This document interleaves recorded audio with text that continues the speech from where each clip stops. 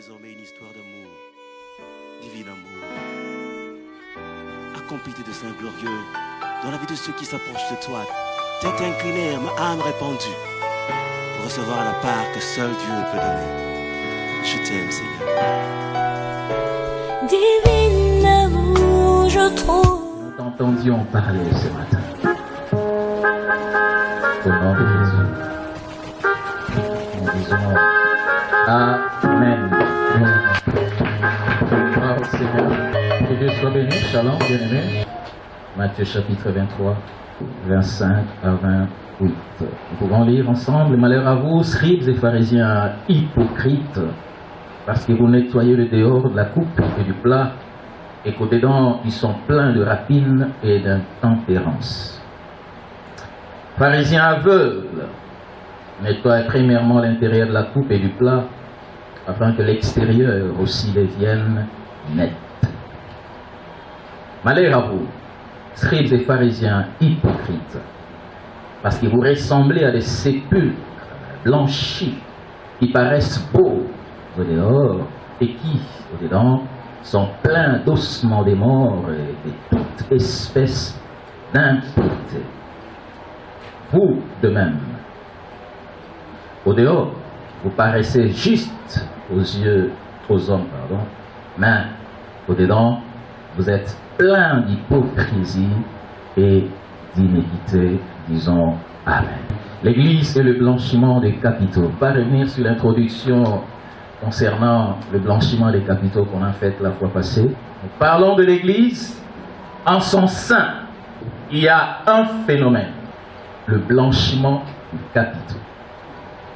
C'est une matière que l'on entend souvent parler dans les médias, non pas en rapport avec les choses de Dieu, mais par rapport à la vie courante, à la vie d'une nation. Ça fait partie des crimes.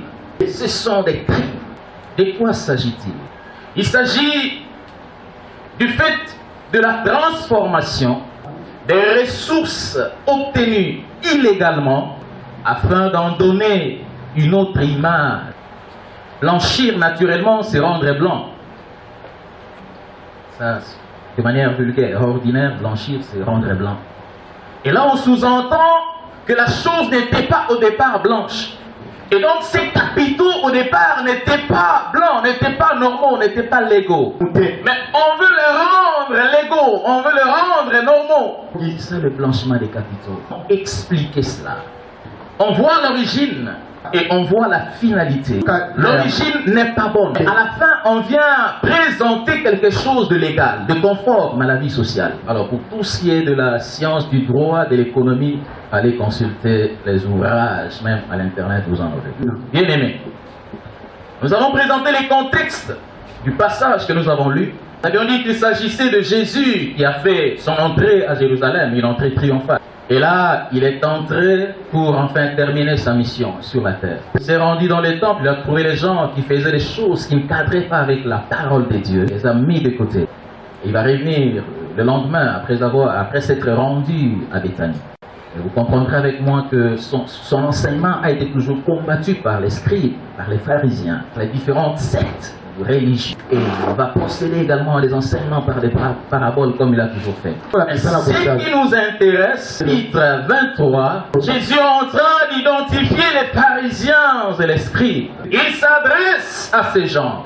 Il a formulé 7 reproches qu'il leur a fait. Et de ces 7 reproches, nous en avons tiré 2 que nous sommes en train de voir depuis le dimanche passé. Et donc, petit à petit, nous allons comprendre comment et pourquoi est-ce que le blanchiment des capitaux peut avoir un sens dans cet enseignement. Nous avions noté qu'il y a plusieurs personnes qui se sont lancées dans des activités criminelles. Pourquoi? Ils sont en train de chercher des bénéfices. Ils sont en train de chercher des intérêts. Et en cherchant des intérêts, ils ne vont pas avec des activités, avec des actions conformes à la loi. En fait, ils mènent leurs activités hors normes, hors la loi. Et voulant esquiver à ceux-là qui contrôlent, qui maintiennent, qui cherchent à garder la loi, l'intégrité, la gouvernance, la bonne gouvernance, je ne sais pas tout ce que vous connaissez là qu'on emploie. Ils vont chercher à distraire l'opinion à travers des actions jugées légales, des actions des actions qualifiées des sociales, des actions, des œuvres et des bienséances, bienfaisances, des œuvres de bonté, de compassion. L'inondation à Boende, je viens avec des tôles et de l'argent pour permettre à tous ces sinistrés de pouvoir encore se construire, ou même je peux construire pour eux. Un homme bien, l'homme de cœur, toujours un cœur envers les siens. Il ne reste pas indifférent au crime. Pendant les élections, nous entendons, en 2006, j'ai essayé de mettre quelques appellations là. Papa Bonheur, Itona Dona, Maboko Matembele, Maboko Ndunda, Maboko c'est quoi là? L'homme qu'il fallait. Quand on voit ça, on dit oh, notre homme. En français littéraire, on disait il donne sans regarder. Il donne sans regarder. Il n'a même pas besoin de consulter ce qui est dans le compte, il y a encore. Non, il n'a pas besoin. Lui donne. S'il y en a encore, ce n'est pas son problème, il sait qu'il y en a. Et le cri de détresse, c'est que ces comportements que nous rencontrons dans la société, aujourd'hui, nous le rencontrons dans l'Église. Si l'on veut simplement actualiser ces comportements, aujourd'hui, on va se rendre compte qu'il y a plein de blanchisseurs dans l'Église. Ce sont des criminels. Des criminels.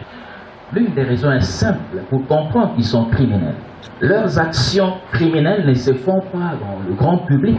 Quelqu'un qui est dans la contrefaçon de la monnaie, bien sûr, est-ce qu'il peut avoir un cabinet, un bureau, une maison populaire, identifiée maison de contrefaçon de la monnaie, appartenant à M. Lobaï Blanchard? ONG telle, fondation telle, domaine d'intervention, contrefaçon de la monnaie. C'est possible? Non. Mais avec cet argent, avec ce qu'ils tirent comme bénéfice, ils viennent, ces gens-là, poser des actes dans la société. Et donc, il arrive que les hommes et les femmes qui viennent, remplissent des bancs chez, je ne sais pas, des églises à travers le monde, posent des actes, font des actions, mènent une vie illégale, mais lorsqu'ils viennent à l'église, là, on les considère comme des personnes de bonté, des personnes de cœur. Oh, les sauveurs des églises. Le Seigneur n'a pas encouragé les pharisiens. Il les a condamnés par rapport aux deux reproches. Le premier, c'est parce qu'ils nettoient le dehors du plat ou de la coupe et qu'au-dedans, il y a tellement de choses abominables là au-dedans. Mais au-dehors, ils font un effort de blanchir cela. À l'intérieur de ces bâtiments, il y a plein d'objets volés. On m'a appris qu'à Boende, il y a certaines maisons connues par même les services, entre guillemets, je ne cite pas. Mais là, dans cette maison, il y a plein de choses volées. Lorsqu'on vous vole quelque chose, allez simplement là-bas, vous retrouverez la chose. On m'a appris. Vous ne connaissez pas? Vous connaissez, non? Et ensemble, nous connaissons. Plein de rapines, d'objets volés. C'est ça, la rapine. Là, dans votre maison, dans votre cœur, plein de rapines, plein d'objets mal acquis. Mais dehors, on peut mettre de la couleur, la peinture. On peut careller le bâtiment. Mais ces bâtiments carrelés, entrez à l'intérieur. Au Kima. Entrez. Là, blanchi au dehors. Ce qu'il faut savoir, premièrement, par rapport à ces reproches. Les pharisiens, dans tout ce qu'ils faisaient, ils engageaient leur conscience.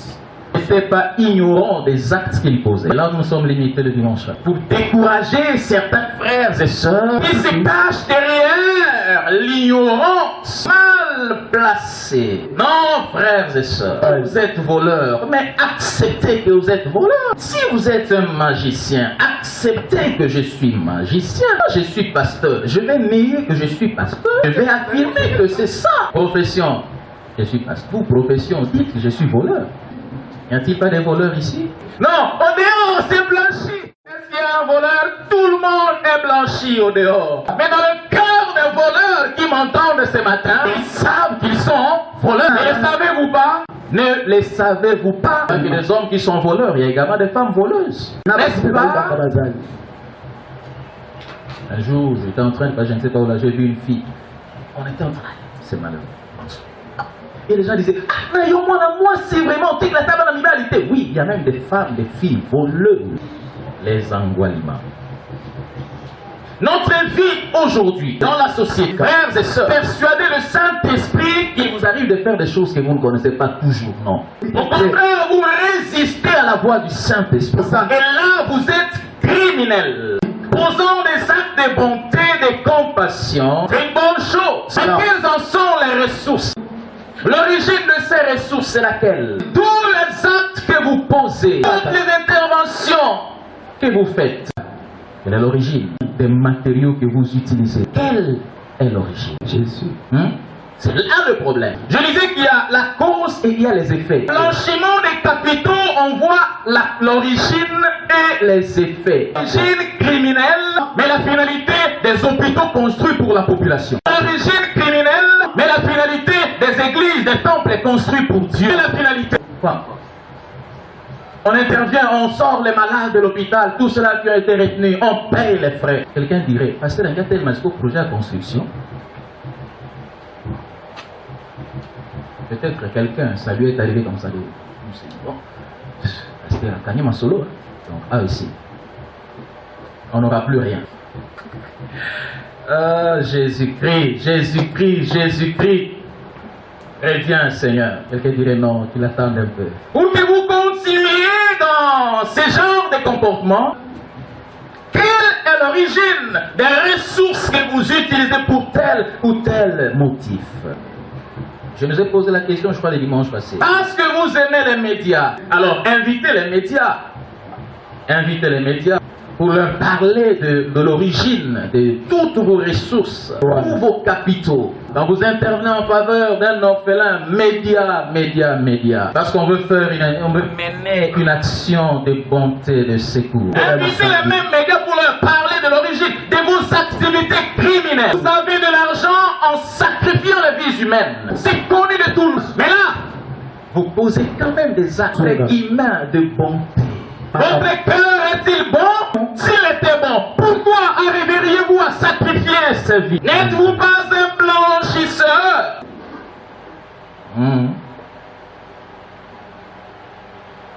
Tel enfant qui est décédé, c'est... Tel monsieur, c'est...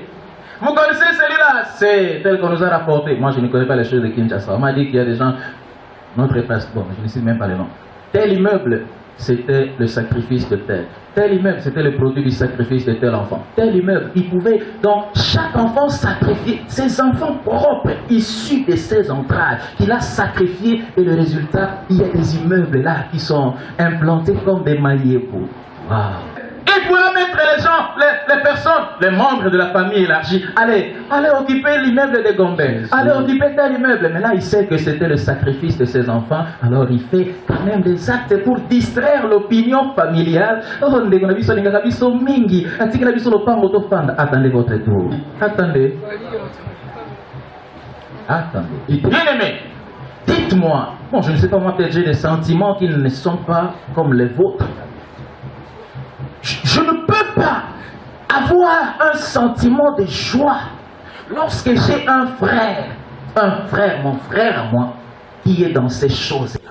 Non, je n'aurais même pas le courage de le présenter. Quelqu'un que l'on connaît de blanchisseur, je dis, on a oncle, on a grand frère, on a petit frère, un blanchisseur, je vais le présenter devant les gens, je ne saurais pas. Frère, mes enfants, aujourd'hui, si moi je suis dans la magie, c'est connu de tout le monde. Pasteur Lobali, magicien. Mes enfants savent que je suis magicien. Et ils vont dire, c'est notre papa. Ils vont me présenter devant leurs amis là à l'école. Votre papa là est magicien. C'est ça la honte que nous avons. Certaines personnes ici ont la honte de présenter les autres. Dans le contexte ici de l'église, c'est mon frère. Wow. On a honte de dire que certaines personnes sont frères et sœurs en Christ. Pourquoi? Parce qu'elles sont blanchisseuses. C'est ça? Le féminin des blanchisseurs, c'est quoi? On a honte. Nous avons honte de vous avoir pour frère. Vous avez honte de m'avoir pour frère. Parce que nous sommes blanchisseurs. Vous comprenez?